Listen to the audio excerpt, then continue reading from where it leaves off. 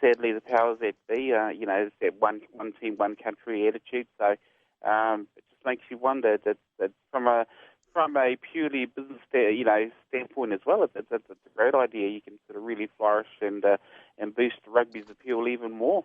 Absolutely, I agree. Just isn't going to happen, not in a while anyway. What do you reckon? As JT says, there's too many old fogies still in the setup of IRB rugby, and they need to be sort of retired. And true that. I think the only way it'll work and might make some progress here now is now we've got him on the phone on our show is Raa Walker standing for council, so he might as well try that angle. He's a councillor. For the Rugby Council. Yes. So, Raa, while you're going for council, mate, put it through. I can't even stand for captain of Full-Time. I'll have to outvote Keithy for the captain of the Full-Time show, but no, I wouldn't sit on anybody. Now, real quick, we've got the Rugby World Cup, which is coming up back in September. Now, this is what I've kind of got planned, is that we should have a bit of a special. We should have a Rugby World Cup special. We were kind of discussing this yesterday when you came in, Raa, and I'm certainly going to be looking forward to it. But we should be covering every single game, and I think the special will only go for no longer than 15 minutes. I think so. That's something that's certainly going to be on the cards, and certainly. Can you have it at the start of the show so I can get a 15-minute sleep in? We should have done. We should have got some flyers made in print so JT could plaster them around Paris so we get more of an international audience. True. That. Well, it's funny because Rino mentioned memories, and mine flashed up just before. I was looking at it a year ago. I was in Kuala Lumpur doing this show. So, yes. There you go. We have got an international audience, boys. Indeed. Listen to us in the South Island. That's international. Anyway, I guess we've got to move on relatively quickly. So we go to, without a doubt, my favourite part of the show, and it's the part that we usually get our angst out that has built up over the week. So here we go, boys. It's time for us to put the boot in. For me, there's no put the boot in. No put the boot in. In fact, I'm going to go the other way, and I'm going to just say, this is my put the boot in. Go the Black Caps! Put the boot in! Yeah, my put the boot in's going out to all these Jumi people with the flu season now in full swing. There's a lot of them around, and sadly, I've sort of been able to avoid getting the flu and avoid them, but it's hard when you hear people coughing left, right, and centre, no matter where you go. And I'm one of those guys who's back to front. I usually get the flu in summer, not winter, so that's where I like to keep it. So if you've got the flu, take heaps of vitamin C and just rest. Put the boot in! Yeah, I suppose my put the boot in will go into one All Black, back-to-back champion, Beauden Barrett. What are you thinking? Going to the Blues! The dumbest team in New Zealand Super Rugby at the moment, so I'll put my boot in. I'll keep it short and sweet to Beauden Barrett. Put the boot in! Yeah, might put the boot in this week. I don't know who their names are, or who they are, or whatever, but to those brain-dead idiots that did a cheap shot and spray-painted that statue of Captain Cook. Look, we all know the history of his arrival and the ensuing colonisation of Aotearoa and all the rest of it. But this achieves nothing. So writing what they wrote on that statue could only cause a backward step, whereby someone from the other side of the spectrum will go and spray-paint something on something Maori. It's just a joke. Get a life. That's mine, boys. Put the boot in! I think people here, now I've seen mixed reactions, certainly, but for me, I'm with you there, JT. I think it just, it's not very classy. Not just that it's classy, it is very much a backward step, in my opinion, just like yourself, I guess, there, JT. It's not a good look, man. No, it's just disgraceful. There's other ways and means of getting your point of view across, yes, and doing that sort of stuff only pours petrol on the fire. Yeah. And also added to that, Keith, I'm glad you share the same point of view as me. So if Raa ever attempts a coup, you've got my vote. Cheers, mate. So what? Beauden Barrett. That was, I just didn't believe it when I saw it, Reno? Just couldn't believe it. Why would he want to do that?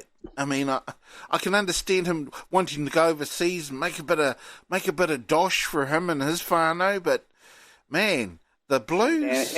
And you just answered the question, Keithy. That's why he's probably done it. He's been offered a bit of dosh to go. Because who in their right mind would go and play for a team that doesn't win anything and jeopardise their rugby future? Well, I don't know if he's jeopardised his rugby future. I mean, he'll be still around till 2023. Well, then tell me this. How many Auckland Blues players are in the All Blacks? Exactly. One? Well, I'll put it this way. They make up the least of the Super Rugby teams because of their past performance. Yeah. Well, Bowden doesn't pull finger, he'll end up the same. But hey, the money's good. Well, I don't know. I don't know about the money. I wouldn't have a clue what his contract would say it's in his contract. Well, it has to be. Why would you leave the Hurricanes, a place where you've been brought up, and go to that franchise unless the offer's on the table? So no, could be his missus. I don't know, but it just doesn't seem right, eh? Does it, Reno?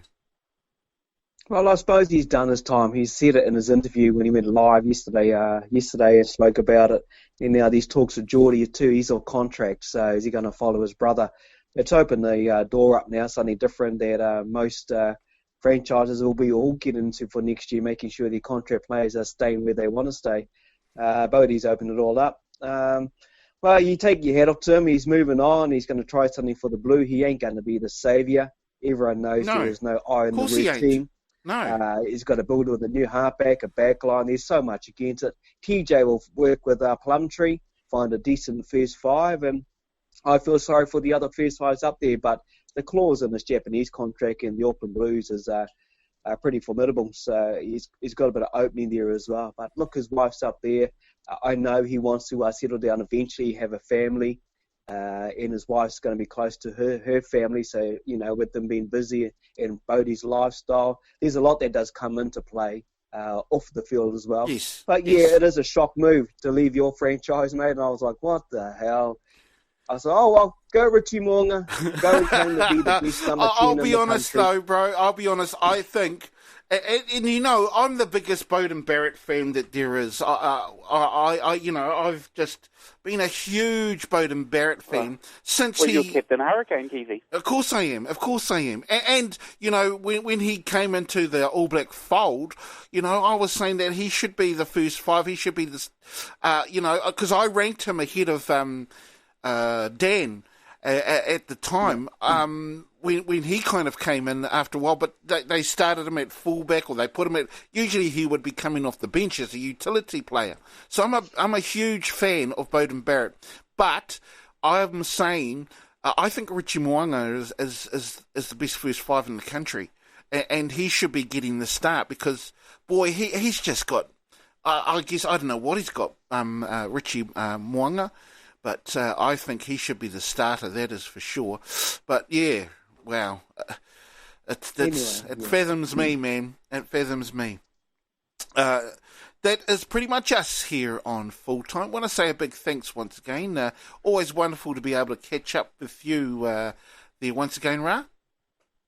Yeah, Keithy, and we'll catch up on Wednesday. Remember, don't get the flu. It is going around. Bizarrely enough, the weather's been quite warm, like how it is nice and gizzy today, Keithy. But here's one for JT, because JT, they'll be in their summer over in Europe, I believe, in France maybe. But apparently, a good cure for the flu is escargot. So JT might want to try some of those snails. Okay.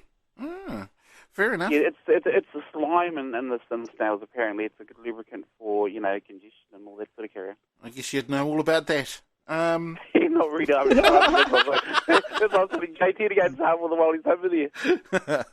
Reno, wonderful to catch up with you, bro. I know you're going to be enjoying the Warriors game. Go the Warriors, eh? Yeah, busy day watching the TV. We got the Teens Valley Swamp Foxes Redfooty Shield Challenge at 2 o'clock up against Otago. Then I'll watch Maori and Fiji. Got the Black Ferns playing as well. Got the cricket. Got the Warriors. I know. Oh, man, my poor lawns won't get done again. The wife will be around in my ear. But, it's going to be a good weekend, mate. Got candidates council meeting on Monday. So I'll let the cat out of the bag there.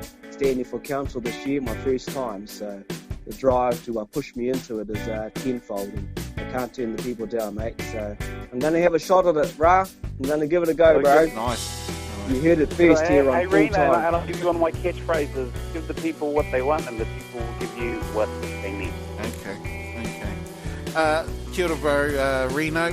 And of course, just on that, just want to say a big good luck going out to both teams who are in our semi-finals. That's Waikahu, they play YMP down at Rugby Park 2:30 kickoff. And having said that, just want to say a big au revoir to our man JT. Wonderful to catch you on the show once again there, bro. Yeah, lovely to be here, boys. Heading to London and then on to Ireland. So I'll be in Ireland for the show next week. Looking forward to that. Just want to say a mihi too also to Te Kasi Bro Hone Ngata, DJ Professor.